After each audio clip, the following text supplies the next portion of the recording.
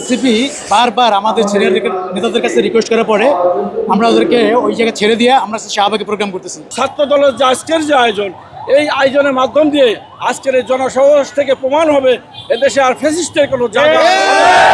বিএনপির রাজনীতি হচ্ছে স্যারের রাজনীতি। 3 তারিখে যে আজকে প্রোগ্রামটা এটা আমাদের ছিল, এই প্রোগ্রাম ছিল আমাদের শহীদ মিনারে, কিন্তু এনসিপি বারবার আমাদের ছেলের নেতাদের কাছে রিকোয়েস্ট করার পরে আমরা ওদেরকে ওই জায়গায় ছেড়ে দিয়ে আমরা শাহবাগে প্রোগ্রাম করতেছি। আর এই প্রোগ্রামে আপনারা জানেন যে পাশে দুটো হসপিটাল, দুটো নামকরা হসপিটাল, একটা বারডেম হসপিটাল, একটা পিজি হসপিটাল। এই হসপিটালের রোগী আসা যাওয়ার জন্য যে আমরা কিন্তু পর্যাপ্ত পরিমাণ জায়গা রাখছি, যাতে কখনোই কোনো অ্যাম্বুলেন্স ঢোকার জন্য কোনো ঝামেলা না হয়। আপনারা দেখেন যে দুইটা রোড পুরোপুরি ফাঁকা আমাদের, ঠিক আছে, কোনো ঝামেলা না হয়। আর বিএনপির রাজনীতি হচ্ছে স্যারের রাজনীতি।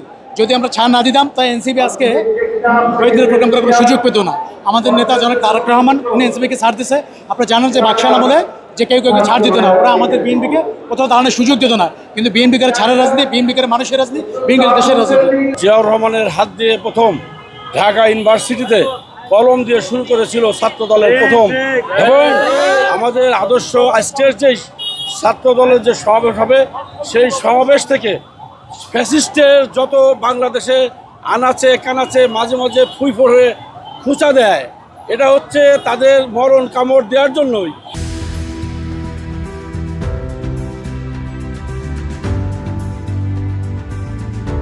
এবং তাদেরকে বাংলাদেশ থেকে চির বিদায় করার জন্য ছাত্র দলের যে আজকের যে আয়োজন, এই আয়োজনের মাধ্যম দিয়ে আজকের এই জনসমাবেশ থেকে প্রমাণ হবে এদেশে আর ফ্যাসিস্টের কোনো জায়গা।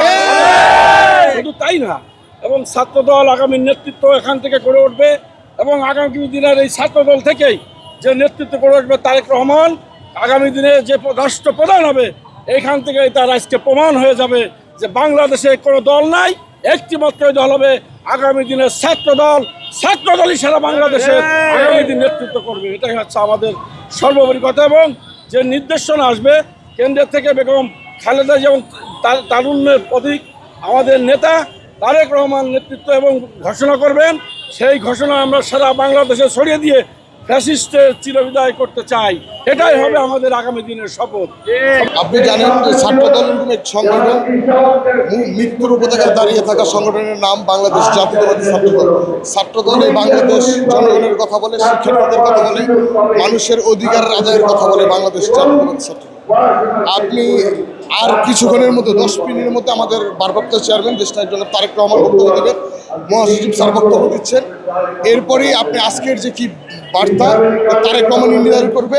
কিন্তু বাংলাদেশের জন্য আমার ব্যক্তিগত মতামত, এবং আমরা যারা ছাত্র দলের কর্মী আছি তারা বিশ্বাস করি আজকে তারেক রহমানের বক্তব্য থেকে এবং যে বার্তা আসবে, এই বার্তা বাংলাদেশের জন্য একটা সুফল বয়ে আনবে ইনশাল্লাহ। আমরা নারায়ণগঞ্জ মহানগর ছাত্র দল এবং বাংলাদেশ জাতীয়তাবাদী ছাত্র দলের প্রত্যেকটা নেতাকর্মী বিশ্বাস করি।